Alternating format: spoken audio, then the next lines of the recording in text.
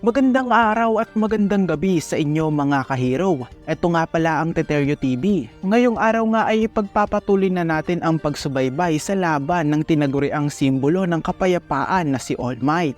Dito nga sa laban niya kay Yang Apo at medyo nakakalungkot nga ang ating chapter review dahil i-review na nga natin hanggang sa katapusan ng labang ito. Kaya naman hindi na natin patatagalin to, umpisahan na natin. Sa unang bahagi nga ng chapter 398 ay pinakita nga dito ang isang flashback ni Toshinori Yagi na hinihiling ni Toshinori Yagi dito nga kay Nana na kunin siya o i-take siya bilang kanyang disciple. Samantala kung mapapansin nga natin dito sa mukha ni Nana ay parang wala ngang pakialam itong si Nana dito nga kay Toshinori Yagi sa mga time na yan. At pagkatapos nga nito ay nagpakawala nga ang Hercules ni All Might ng parang missile sa kinaroroonan ng batang Apo. Habang inuunti-unti ni All for One na wasakin ng Armored All Might sa pamamagitan ng kanyang light dust. Ang parang missile nga na pinakawalan ng Hercules ay nagkakalas-kalas ng paliit habang ito'y papunta sa kinaroroonan ni All Might. Agad namang kinuha ni All Might ang pinakawalan ng Hercules, pero sa pagkakataon na ito ay maliit na bagay na lamang ito na parang injection na agad namang in-inject ni All Might dito nga sa katawan ni All for One na tinatawag na super acid injection, Pinky. Ang asido nga na in-inject ni All Might dito nga sa katawan ni Apo ay agara namang nagkaroon ng epekto sa kanyang buong katawan. Sinabi nga ni All Might kahit na patuloy pa nga daw na nagre-rewind ang katawan nito ni All for One ay patuloy namang sisirain ng napakalakas na asidong ito ang katawan ni All for One. Na masasabi nating bagay na bagay nga ang strategy na ito sa napakadayang quirk ni All for One at ito nga yung super regeneration ni All for One. Sinigaw naman ng Yang Apo ang pangalan ni All Might at sinabi naman ni All Might na sino na ngayon ang nabubulok sa ating dalawa. Pinunta na naman tayo sa isang flashback ng batang Toshinori na kung saan ay kinukulit niya nga itong si Nana na tanggapin yung tulong niya. Sinabi nga ni Nana dito nga kay Toshinori na wala nga daw itong chance na maging disciple niya dahil ito nga ay isang quirkless at dalihin na nga lang daw ni Toshinori yung kanyang tubo sa ibang lugar. Kumbaga sinasabi nga lang dito ni Nana na wala ngang lugar si Toshinori sa pagiging isang bayani dahil wala nga itong quirk. Sumagot naman dito si Toshinori na ang kanyang pamilya nga daw ay pinatay kamakailan lang. Ngunit tumugon lang dito si Nana na wala nga daw siyang oras para tumulong sa paghihiganti. Sinabi nga ni Toshinori kay Nana na hindi niya nga daw kayang tanggapin sa isang mundo na kung saan ang mga kriminal ay paulit-ulit lamang sa ginagawa nila, na kung saan ang mga biktima at ang mga tao ay nagbubulag-bulagan na lamang sa paulit-ulit at walang hangganang trahedya na ito. Dahil nga sa mga sinabing ito ni Toshinori ay napalingon nga dito si Nana at tinanong niya nga ang batang Toshinori na kung ano nga daw ang gusto niyang mangyari. Dito nga ay sinabi ni Toshinori na gusto niyang gumawa ng isang mundo na kung saan ay nangingibabaw ang kapayapaan at ang lahat nga daw ay aalis sa ganitong klase ng mundo na may ngiti sa kanilang muka at ang mundo nga daw ay kailangan ng isang simbolo. Napatanong naman dito si Nana na simbolo at dinugtungan naman ito ni Toshinori ng kapayapaan habang mapapansin natin sa background nila ang isang wasak-wasak na kapaligiran at may mga bagay na nakatusok sa lupa na hindi ko alam kung kanino galing. Kay All for One ata. Ipinagpatuloy nga ni Toshinori na katulad nga daw na kahit may mga bagong gawang gusali at mga bahay, dulot ng pagsisikap ng mga tao upang inumbalik ang lahat sa dati. Pero ang mga tao naman ay nabubuhay sa takot sa loob ng ilang sandali at ang kanilang puso't isip ay nababalot ng kadiliman. Kaya naman dahil dito ay kailangan ng mga tao ng kapayapaan. Tinanong nga ni Nana si Toshinori kung bakit nagpasya siyang gawin ito kahit na wala siyang kapangyarihan. Sinabi ni Toshinori na ang mga tao nga daw ay abala sa pagpuprotekta sa kani-kanilang mga sarili. Kaya naman nag-volunteer siyang gawin ito. Dahil wala siyang quirk, ibig sabihin lang nito ay wala siyang papel sa sarili niya. So grabe itong si Toshinori sa paninindigan sa sarili niya na kahit ano man ang mangyari sa kanya ay wala siyang pakialam, mabigyan niya lang ng kapayapaan ang mga taong nababalot sa kadiliman. Ang susunod naman ay ang pinaka-emosyonal na pahina sa buong serye. Pinakita nga dito ang isang station. Ang isang gusali nga malapit dito sa station ay nawasak dulot ng pag-atake na naman ni All for One. At mapapansin nga natin dito na tumilapon na naman itong si All Might dahil sa pag-atake na ito. Napakalayo nga ng nilipad ni All Might dahil nga sa tindi ng pag-atake na ito. At ang mga gusali na nadaanan ng dilubyo na ito ay talagang lubhang nawasak. Si All Might nga ay lumanding sa isang gusali na talagang napakalala. Habang ang mga pulis nga dito sa Counter Force Office ay talagang nagulat sa kanilang nakikita. Sinabi nga ng mga pulis sa Counter Force Office na si All for One nga daw ngayon ay malapit na sa UA, kaya naman isasara na nga nila ngayon ang UA. Pero nagulat sila nung si All for One ay lumihis upang puntahan itong si All Might kung saan siya tumilapon. Habang ito namang si Tsukochi ay nangangamba at malapit nang umiyak dahil sa kalagayan ngayon ng kanyang kaibigan. Ang Young Afo nga ay pumunta sa kinaroroonan ni All Might ngayon dahil gusto pa ni Afo na bigyan itong si All Might at paglaruan hanggang malagutan ito ng hininga. Si All Might nga ay talagang nangihina na at wala ng kakayahan na pumalag pa habang ito'y nakasandal sa isang bakal ng bahod. Nakasandal nga si All Might sa tuktok ng isang gusali na kung saan ito rin yung lugar ng unang magkakilala itong si Deku at si All Might. At sa lugar nga rin na ito ay sinabi ni Deku na kung maaari ba siyang maging bayani kahit na wala siyang quirk. Si All Might nga ay may bali sa kanyang tadyang at pinsala sa kanyang buong katawan at ang organ sa kanyang paghinga ay hindi na gumagana. Pagkatapos nga nito ay naalala nga ni All Might ang pagtakbo ni Deku upang iligtas itong si Bakugo sa unang kabanata at ang naging pag-uusap nila ni Stain patungkol sa papel ni All Might. At dahil nga sa mga alaalang ito ay muling bumangon itong si All Might upang ipagpatuloy ang laban sa isang sitwasyon na walang kasiguraduhan ang panalo, na kahit nagkakaroon na nga ng fracture yung iba't ibang system ng Armored All Might ay pinapakita pa rin ni All Might na handa siyang lumaban hanggang sa kanyang huling hininga. Ang Young Afo nga ay talagang humanga sa determinasyon na pinapakita ni All Might ngayon. Gayunpaman, nung nakarating na nga itong si Afo dito nga sa kinaroroonan ni All Might ay napansin nga ni All Might na mas bumabata nga daw itong si All for One. At tinanong nga ni All Might sa kanyang sarili kung napansin na nga ba ito ni All for One. Pero kahit na ganito na nga ang sitwasyon ni All Might ay kailangan pa nga rin daw panatilihin ni All Might sa kanyang sarili na hindi siya natauhan sa mga nangyari. O parang ipapakita pa nga rin ni All Might na parang hindi siya naaapektuhan sa mga ginagawang atake ni All for One. Kahit na mapapansin na nga natin dito sa sitwasyon ni All Might na bugbog na siya. Sa pagkakataon ngang ito ay gumamit nga dito si All for One ng ilang mga quirks upang alisin sa kanyang katawan ang asido na itinuro sa kanya ni All Might na nagdudulot ng mga pinsala sa kanyang sarili. Ipinagpalagay nga ni Toshinori na mas bumabata nga itong si All for One kapag mas marami siyang pinsalang natatanggap, yung matitinding pinsala. At pagkatapos nga nito ay tumawa nga dito si Toshinori na agad namang ikinagigil ni All for One. Tumawa pa nga rin dito si Toshinori habang ito namang si All for One ay naghahanda na naman ng isang panibagong pag-atake. Habang humahalakhak itong si Toshinori ay pinakita nga dito ang napakaraming memories ni All Might na kasama niya si Deku. Sinabi nga ni Toshinori dito nga kay Hercules na ipadala ng sabay-sabay ang lahat ng natitira pang item habang siya'y patuloy pa rin sa paghalakhak. Si Hercules nga ay agad na nag-react at pinadala kay All Might ng sabay-sabay ang lahat ng natitirang item ng Hercules. Habang si All Might ay patuloy sa paghalakhak, iniisip ni Toshinori sa kanyang sarili na sobrang saya niya dahil magagawa niya ang isang papel upang matulungan ang lahat kahit pabuhay niya ang kapalit, 'di ba? Habang iniisip ni All Might ang mga ito, ay mapapansin nga natin dito ang isang mata ni All Might ay naging normal tulad ng kanyang orihinal na mata na hindi natatakpan ng anino. Ang mga support item nga ni All Might ay nagsisimula na namang mag-dissemble ng isang panibagong form at sinasabi niya sa kanyang sarili at sa kanyang mga support item na gawin nga daw nila ang kanilang makakaya at ibubuhos niya naman ang kanyang makakaya upang manalo sa laban na ito. Pinakita nga dito ang panibagong form ng Armored All Might.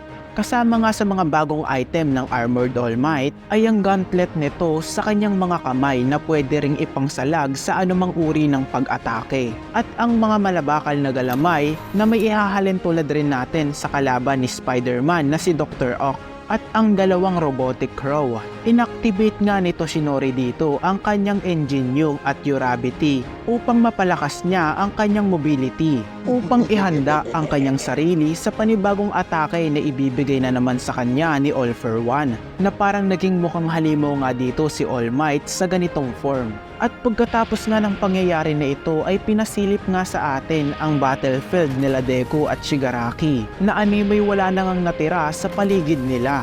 At ang karagatan nga ay talagang nagwawala dahil sa kapangyarihan ng dalawang ito. At habang tumitindi nga ang labanan nila Tomura at Deku sa battlefield na ito, ay naramdaman naman ng bakas na All Might dito nga sa One for All Zone ang laban na ito. At makikita nga natin dito ang labanan nila Tomura at Deku na mukha na naman ulit ang pinakita.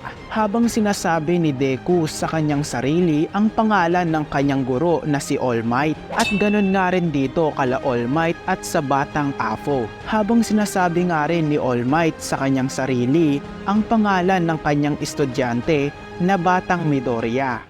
Ang Young Apo nga ay nagpakawala na naman ng isang malakas na pag-atake na agarang sumira sa mga gusaling na daanan nito. Ngunit si All Might ay gumamit dito ng tentacle na may Frappy section cups na may ihahalin tulad natin sa kapangyarihan ni Frappy na kayang dumikit sa mga dingding sa pamamagitan ng kanyang mga palad.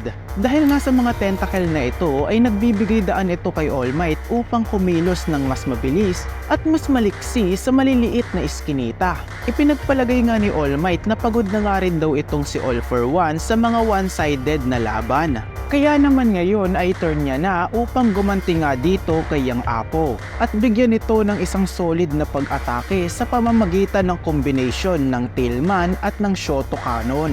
Inisip nga ni All Might kung si All for One nga daw ay mas mabilis na nagre-rewind, ay mas marami nga daw siyang pinsalang natatanggap. Kaya naman bagay na bagay nga ang quirk na gagamitin ni All Might sa sitwasyon ngayon ni All for One.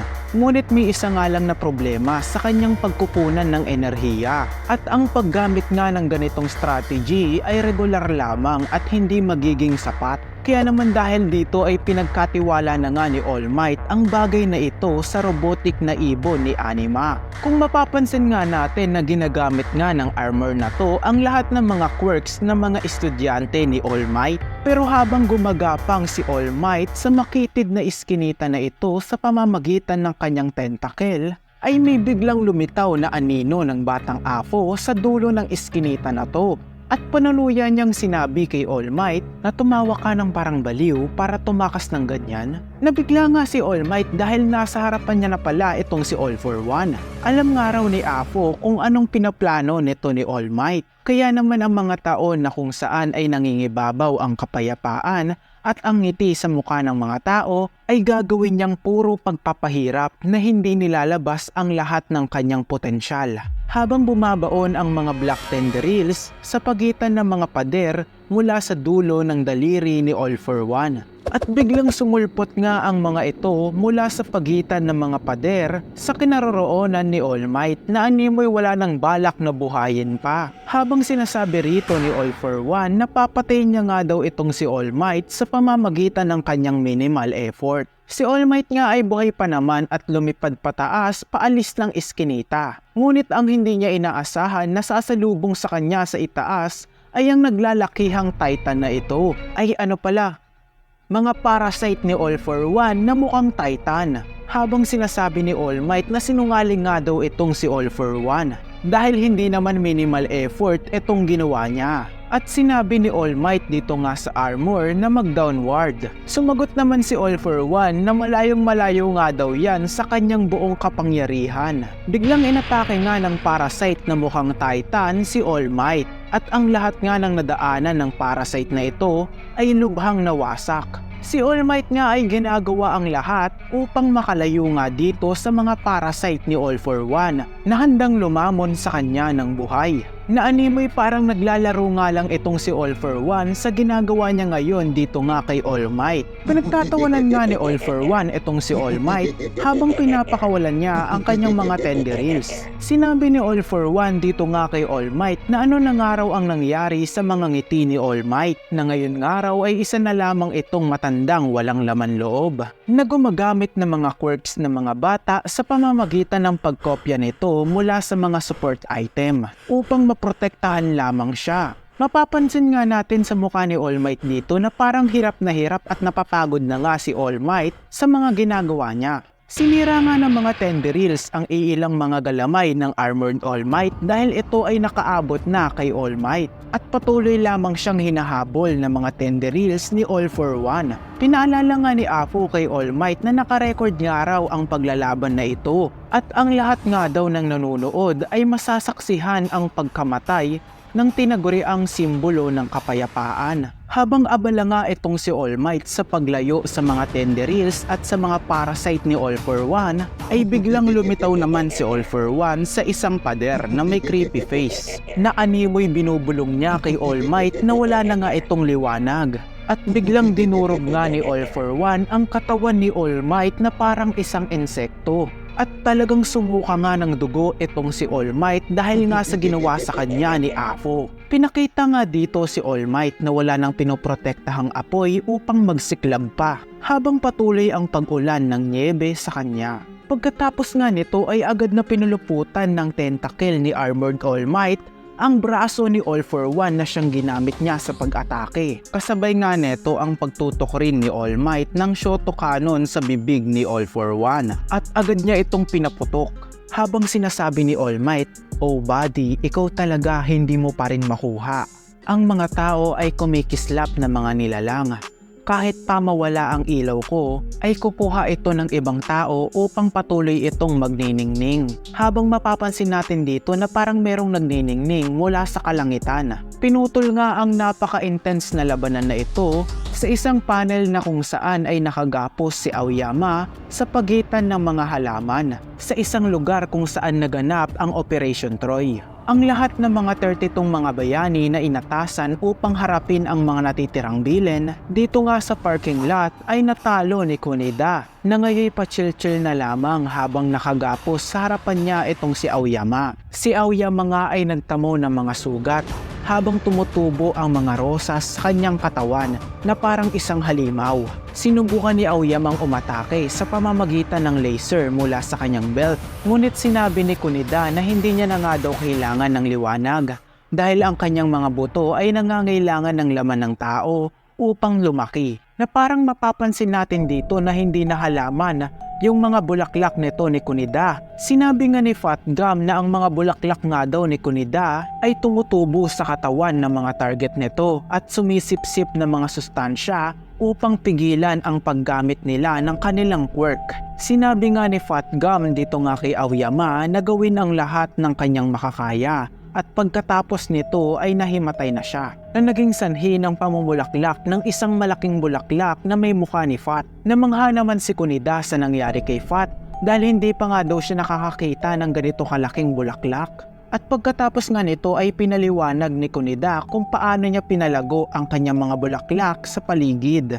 Kapag ang bulaklak nga raw ay namulaklak, ang pollen ay kumakalat sa paligid na nagsisimula ng isang chain reaction na lumilikha ng isang bagong bulaklak na ginagamit niya sa pag-atake na nakakonek sa kanyang sariling katawan. Kinagat ng isang bulaklak ang sinturon ni Aoyama at ibinigay ito kay Kunida. Hinawakan nga ni Kunida ang sinturon ni Aoyama at sinabi niya dito na wala nga daw itong pag-asa na makatakas. Dahil kapag wala nga daw ang item na ito, ang kanyang Nobel laser ay malayang tumatagas mula sa kanyang katawan nang hindi napipigilan. At sa pamamagitan ng pagnanais niya na ipagsiksikan ang kanyang sarili sa pagtanggap sa isang kapangyarihan na hindi naman angkop sa kanya, ay tinawag siya ni Kunida na isang kalunos-lunos at nakakahiyang puppet. Dahil nga sa mga sinabi sa kanya ni Kunida, ay naalala nga ni Aoyama ang araw nang dumating yung item na yon sa kanyang buhay, na siyang regalo rin ng kanyang mga magulang sa kanya. At nang mga panahong yon, ang batang Aoyama ay lubhang natuwa. Ganon rin ang kanyang mga magulang. Matapos niyang isipin ang patungkol sa kanyang mga magulang, ay kumpiyansang sinabi ni Aoyama na ang pagpapaalala nga daw sa kanyang sarili kung papaano nga daw siya nabubuhay noon, ay naguudyok sa kanya na sundin ang liwanag na naghatid sa kanyang mga kaklase. Ang liwanag nga na tinutukoy ni Aoyama dito ay ang liwanag na nagmula kay Izuku Midoriya. Nagbibigay nga daw ito kay Aoyama ng pagnanais niyang sumikat mula sa kanyang kaibuturan. Habang mapapansin natin dito ang kanyang Nobel laser na parang puputok na nawala sa kontrol. At nagpakawala nga si Aoyama ng napakaraming laser mula sa kanyang katawan. Habang ito namang si Kunida ay pinuprotektahan ng kanyang mga halaman mula sa mga laser ni Aoyama. Kinukutya naman ni Kunida ang lahat ng ginagawa ni Aoyama at sinabi niya na ang lahat nga daw ng ginagawa ni Aoyama ngayon ay hahantong lamang sa isang kahiyahiyang kamatayan. Gayunpaman ay biglang lumitaw nga sa likuran ni Kunida itong si Invisible Girl na bahagyang nagliliwanag, at mapapansin na nga natin dito ang imahe ng hitsura ni Invisible Girl. At pagkatapos nga nito ay sinabi ni All Might na magkaroon ng liwanag sa dilim upang siya'y kumislap rin. Habang pinapakita dito si Aoyama na patuloy na binubuhos ang kanyang makakaya. Ang mechanical na ibon nga ni Anima ay bumalik matapos nitong kumunik sa isang power station. Si All Might nga ay pinaligiran ng maraming ilaw mula sa mga bagong henerasyon sa gitna ng niebe, at ito ay nagbigay sa kanya ng liwanag. Sinabi naman ni Invisible Girl dito nga kay Aoyama na paumanhin na paghintay pa kita. At biglang ibinanda nga ni Invisible Girl ang lahat ng Nobel laser ni Aoyama na agad namang tumama sa likuran ni Kunida na tinatawag na Reflection Nobel Laser. Habang ang huling bahagi ng Hercules ay lumilipad sa himpapawid na parang drone na may isang kanon na nakatutok kala Apo at All Might. At ang mechanical na ibon ni Anima ay kinonekta ang huling item ng Hercules sa power station na kanilang pinuntahan. Sinabi nga ni All Might dito nga kay Apo na hindi daw siya nandito upang matalo. Si All for One nga ay napansin na rin ang bagay na ito na nagliliwanag sa kalangitan. Habang nagre-rewind ang kanyang bibig, dulot na rin ang Shoto Cannon na pinaputok ni All Might sa kanyang muka. Si All Might nga ay tumatawa habang sinasabi niya na tandaan mo ang pangalang ito. At biglang bumagsak nga sa kanilang dalawa ang napakalakas na laser mula sa huling item ng Hercules na talagang dumurog rin dito nga kay All for One. Pero ang nakakalungkot lang dito ay kasama si All Might sa huling blow ng Hercules na talagang pinanindigan ni All Might ang kanyang pagiging tunay na bayani at ang kanyang pinaglalaban hanggang sa kanyang huling hininga, na kahit wala siyang quirk ay talagang lumaban pa rin siya dito kay Apo. Masuportahan lang itong si Deku at ang iilang mga bayani na patuloy na nakikipaglaban sa iilang mga bilin para sa kapayapaan na kanilang pinaglalaban. At mapapansin nga natin sa huling panel na ito ang salitang "hindi ko mapigilang kumislap." At dito na nga nagtatapos ang ating review sa chapter 398 to 399.